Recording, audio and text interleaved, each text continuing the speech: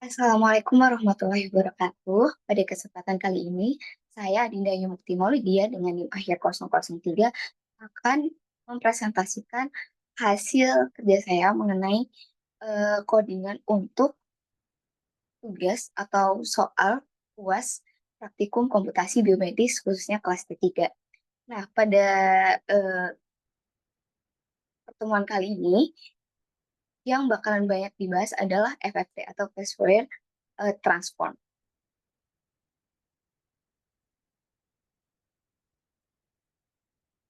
Sebelumnya kita akan kenalan lagi tentang saya.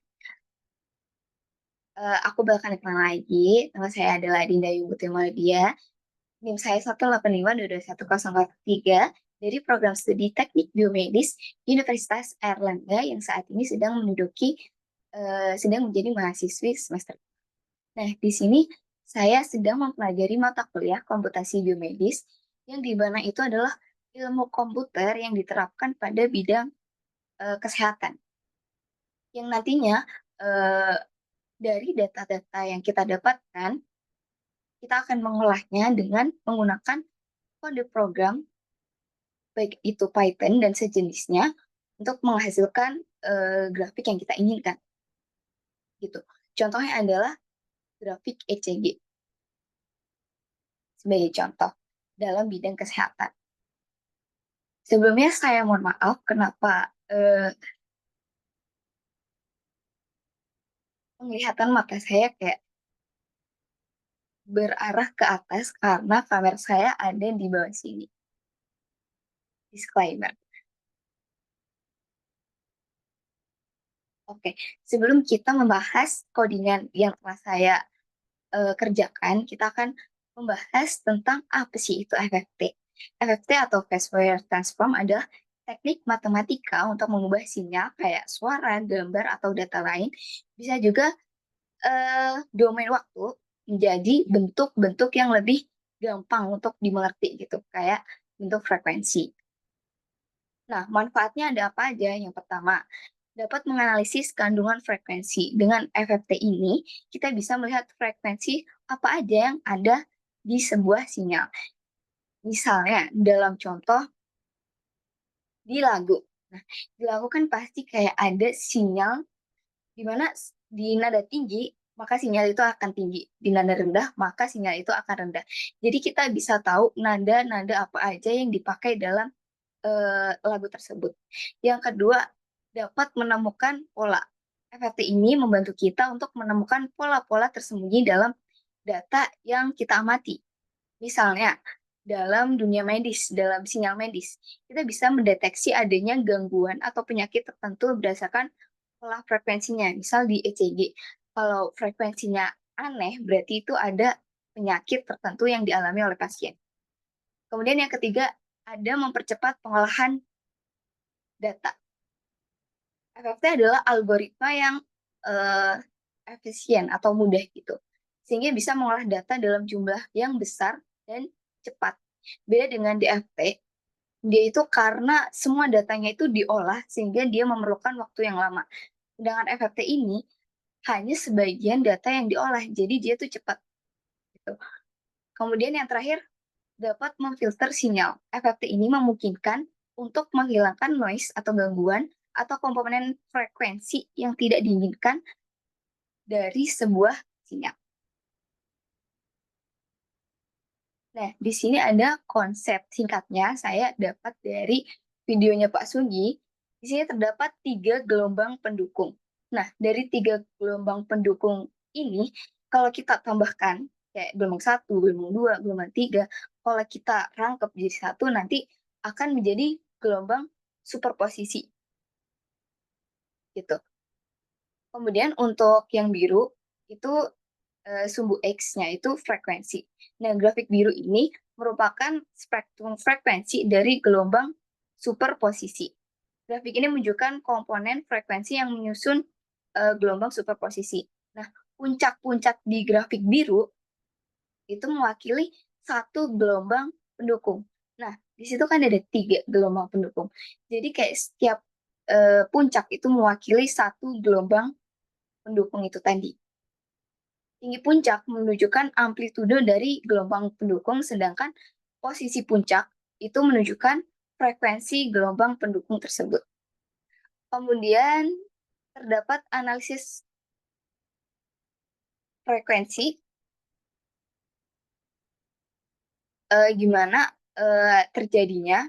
Jadi terjadinya itu transformasi Fourier ini digunakan untuk menguraikan sebuah sinyal kayak gelombang superposisi tadi menjadi komponen-komponen frekuensi. Jadi superposisi tadi itu kayak diolah menjadi frekuensi gitu.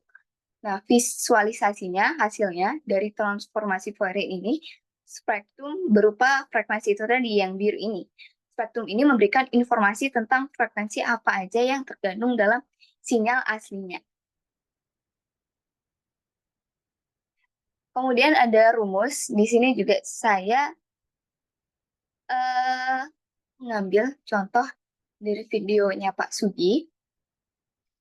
Di sini terdapat rumus Fourier sendiri, Fourier transform, di mana rumus ini adalah konsep matematis yang paling umum gitu. Ini digunakan untuk menganalisis sinyal yang berlangsung tanpa henti. Jadi kayak sinyal kayak berlangsung tanpa henti. Transformasi Fourier ini mengubah sinyal dari domain waktu atau ft-nya itu menjadi domain frekuensi. Nah, si f-nya sendiri ini. Sehingga kita bisa melihat komponen-komponen frekuensi yang menyusun sinyal tersebut. Tapi dalam dunia nyata, kita seringkali memiliki data kayak dalam bentuk kayak sampel-sampel gitu. F omega itu spektrum frekuensi yang menunjukkan amplitude dan fase dari setiap komponen frekuensi dalam sinyal. Ft ini adalah domain waktunya atau sinyal aslinya. Kemudian omega lagi ini adalah frekuensi angular. Kemudian J ini, J di sini, minus J itu adalah bilangan imajiner. Di mana nilainya adalah akar minus 1. Kemudian E di sini, E pangkat min J omega T, itu merupakan fungsi kompleks yang digunakan untuk menguraikan sinyal menjadi komponen sinus atau kosinus. Nah, yang di bawah itu, yang arah panah ke bawah, itu merupakan rumus dari DFT atau Discrete Fourier Transform. DFT ini adalah apa namanya? Kalau pas dijelasin itu kayak versi numeriknya DFT. Nah, DFT ini versi distrik dari Fourier Transform. Ini DFT ini digunakan untuk menganalisis sinyal distrik atau sinyal yang terdiri dari sejumlah sampel. DFT ini juga bisa mengubah sinyal dari domain waktu ke domain frekuensi, tapi kerjanya itu dengan data yang sudah ada dalam bentuk digitalnya. FK itu merupakan spektrum frekuensi diskrit, Fn merupakan sampel dari ini, dari sinyal aslinya, N ini jumlah sampelnya, kemudian yang terakhir K, K di sini merupakan indeks frekuensi diskrit. Di sini ada area analitik. Apa sih area analitik? Kan kayak menuju ke atas gitu. Menuju pada transform FFT ya. Dimana kita bisa mengintegrasikan sinyal sepanjang sumbu waktu yang terbatas. Sedangkan area numerik ini merujuk pada DFT kan, yang udah dijelasin tadi, dimana kita hanya memiliki sejumlah sampel data yang terbatas. Jadi bedanya analitik itu nggak ada batasnya gitu, tak terbatas. Sedangkan yang numerik itu terbatas.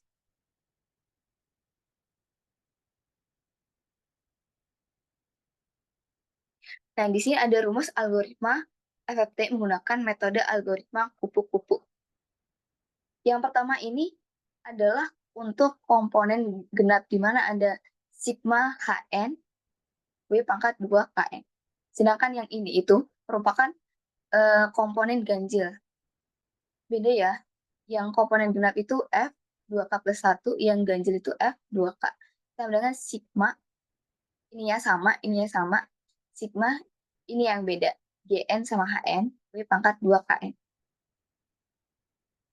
Nah, GN, terus kan, dari sini tuh kayak dipecah jadi 2 kan, dipecah jadi 2, nah menghasilkan ini, si rumus ini. GN ini adalah hasil penjumlahan 2 nilai data. Sedangkan HR merupakan hasil pengurangan 2 nilai data yang dikalikan dengan faktor Twiddle. Faktor Twiddle tuh yang ini, yang W sama dengan E pangkat minus J, E pangkat minus J 2 pi per N. Kemudian, K, K di sini merupakan indeks frekuensi output mulai dari 0. Mulai dari 0 ini. Jadi faktor Twiddle di sini itu digunakan untuk mengkombinasikan data dari bagian genap dan ganjil. Jadi dia tuh mengkombinasikan ini sama ini fungsinya. Kemudian kita masuk ke soalnya. Jadi soal UAS praktikum komputasi biomedis kali ini, yang pertama buat 3 gelombang khas yang harus ada gambarnya. Yang kedua, menggunakan persamaan dia sama dengan A sin omega T, di mana T-nya itu konstan. Yang ketiga, konstanta yang ada adalah kelahiran orang tua dan diri sendiri. Yang keempat, dibuat superposisi, contohnya gelombang menjadi kurva. Gelombang menjadi kurva. Ada gelombang, ada frekuensinya. Kemudian melakukan coding dengan metode kupu-kupu tadi, variabel harus berbahasa Indonesia, dan hasil dari superposisi dimasukkan ke FFT. Jadi hasil dari gelombangnya nanti dibuat ke frekuensi yang biru tadi. Nah, dianalisa apakah A dan frekuensi, apakah mendapatkan A dan frekuensi yang sama. Yang pertama terdapat kode Python. Di sini saya telah mengerjakan kode Python menggunakan bantuan AI, yaitu ChatGPT, dan di-run di website Google website. Ya. Yang pertama ada import math. Nah, import math sendiri itu untuk operasi matematika seperti sin dan eksponen. Kemudian ada import matplotlib pilot SPLT. Ini untuk digunakan untuk menggambar grafik. Kemudian kita akan menginput parameter bulan dan tanggal lahir dari ayah, ibu, dan saya sendiri. Untuk bulan lahir ayah adalah 7, tanggal lahirnya 14, bulan lahir ibu 1, tanggal lahirnya 16, bulan lahir saya 4, dan tanggal lahirnya 28. Untuk bulan lahirnya itu digunakan sebagai amplitude, sedangkan tanggal lahirnya digunakan untuk menentukan frekuensi. Kemudian dikonversi bulan menjadi amplitude dan tanggal menjadi frekuensi. Caranya dengan amplitude ayah sama dengan bulan lahir ayah sampai dengan amplitude saya sama dengan bulan lahir saya. Kemudian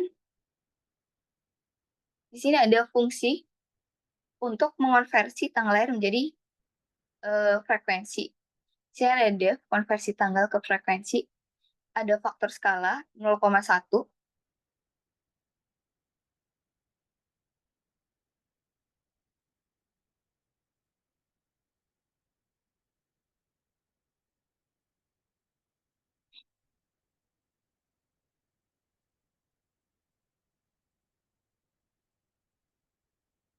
Skala ini untuk menyesuaikan nilai frekuensi. Kemudian ada return faktor skala dikali tanggal merupakan frekuensi yang dihitung dengan skala tersebut gitu.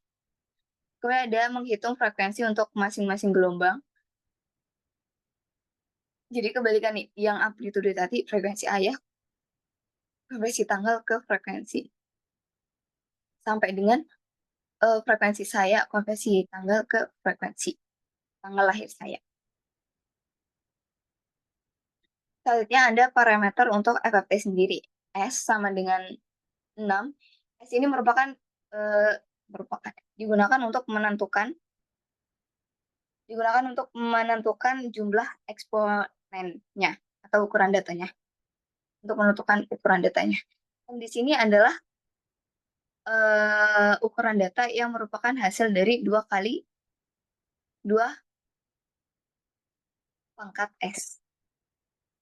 Delta X yaitu 0,1 merupakan jarak antara sampel dalam grafik. Kemudian ada sampling rate yaitu 1 per delta X. Merupakan frekuensi sampling dihitung berdasarkan delta X. Kayak kebalikan jalan dari delta X. Terus di sini terdapat kode inisialisasi variabel untuk membuat sinyal gelombang. X-nya itu 0 karena waktu awal.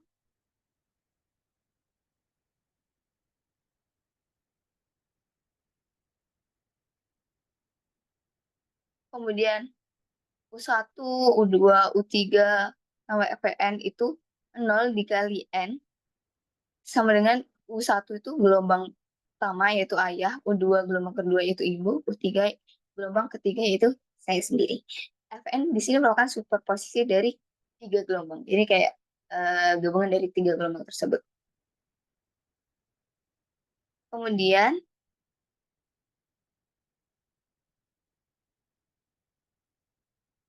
loop untuk menghitung nilai setiap gelombang. Di sini digunakan kode for n in range, di mana U1 sama dengan amplitude ayah dikali sin dan kurung 2 dikali pi-nya yaitu 3,14 dikali frekuensi ayah dikali x. Itu gelombang ayah. Dan seterusnya begitu sampai gelombang C sendiri. Sedangkan Fn itu merupakan gabungan dari U1, U2, U3 yang merupakan gelombang superposisinya.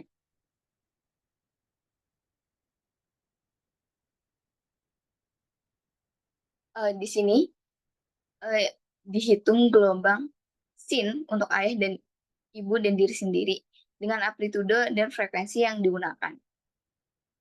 Terus frekuensinya tinggal dimasukin aja. Terus membuat array waktu untuk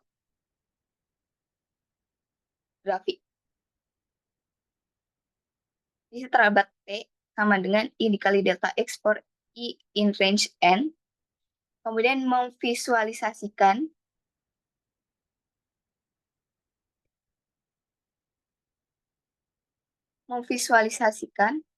di sini ada plot-plot, banyak plot yang fungsinya tertera dalam gambar ini. Visualisasi ini menggunakan matplotlib untuk menampilkan grafik dari ketiga gelombang dan hasil superposisi. Kemudian terdapat definisi bilangan kompleks B untuk FFT. Di sini terdapat 2 mat E dikali minus J dikali 2 kali Pi per N, faktor Twiddle. Ini tadi udah dijelaskan di awal, ada rumus seperti ini. Kemudian F sama 0 kali N double slice kali 2. Ini merupakan array untuk menyimpan hasil FFT. M-nya 0. Kemudian terdapat loop untuk perhitungan FFT menggunakan metode kupu-kupu.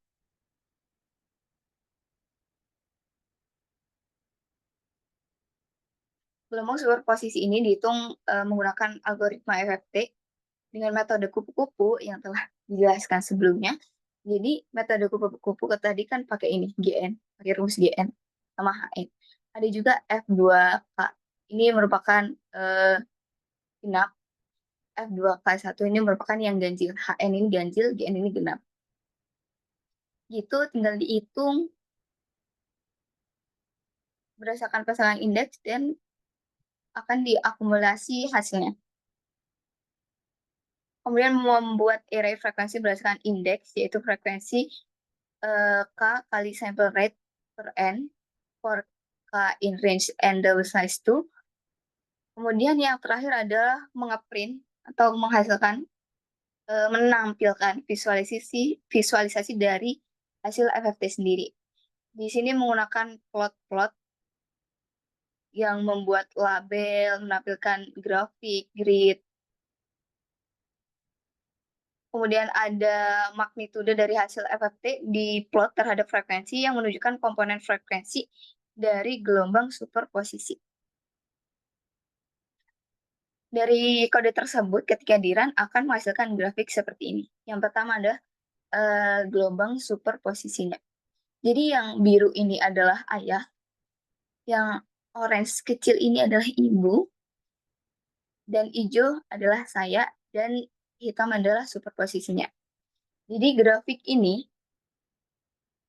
menunjukkan 3 gelombang sin, yaitu gelombang ayah, gelombang ibu, dan gelombang saya sendiri. Amplitude setiap gelombangnya itu berdasarkan bulan lahir.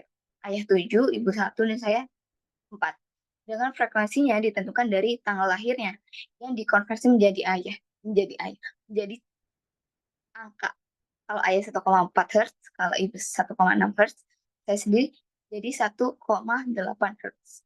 Jadi sesuai tanggal lahirnya. Ketika gelombang ini dijumlahkan menjadi superposisi itu, terbentuk pola gelombang baru yang lebih kompleks. Nah, eh, interferensi konstruksi terjadi ketika gelombang saling memperkuat. Jadi interferensi konstruksi ini ketika puncak ketemu puncak, lembah ketemu lembah, yang akan menghasilkan amplitude yang lebih besar. Sebaliknya, interferensi destruktif, kalau destruktif itu ketika puncak ketemu lembah, terjadi saat gelombang saling melemahkan, membuat amplitude menjadi lebih kecil. Pola akhir dari superposisi ini adalah hasil dari kombinasi amplitude dan frekuensi dari ketiga gelombang, dari ayah, ibu, dan saya. Puncak-puncak tinggi terjadi karena gelombang-gelombang tersebut berada dalam fase yang sama atau konstruksi. Yang puncaknya ketemu puncak, lembahnya ketemu lembah, sementara amplitude kecil terjadi saat fase berlawanan atau destruktif, di mana puncak ketemu lembah. Ini menunjukkan bagaimana gelombang-gelombang tersebut saling mempengaruhi. Yang kedua, menghasilkan gelombang FFT, frekuensi, di mana FFT ini, phase Fourier transform, mengubah sinyal dari domain waktu ke domain frekuensi. Grafik ini menunjukkan puncak di frekuensi 1,4 ini,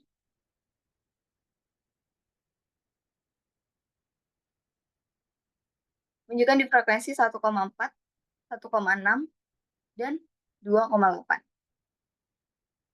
2,8 ini, 1,4, 1,6 di sini.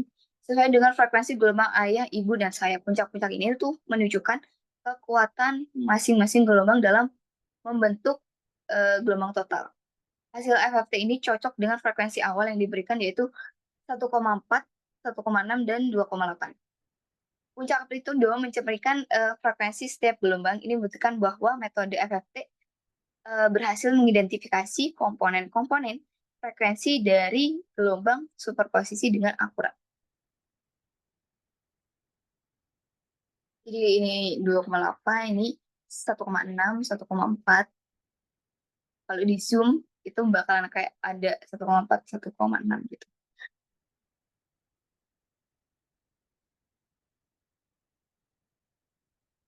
Sekian presentasi dari saya. Apabila ada kurang lebihnya, saya mohon maaf sebesar-besarnya. Wassalamualaikum warahmatullahi wabarakatuh.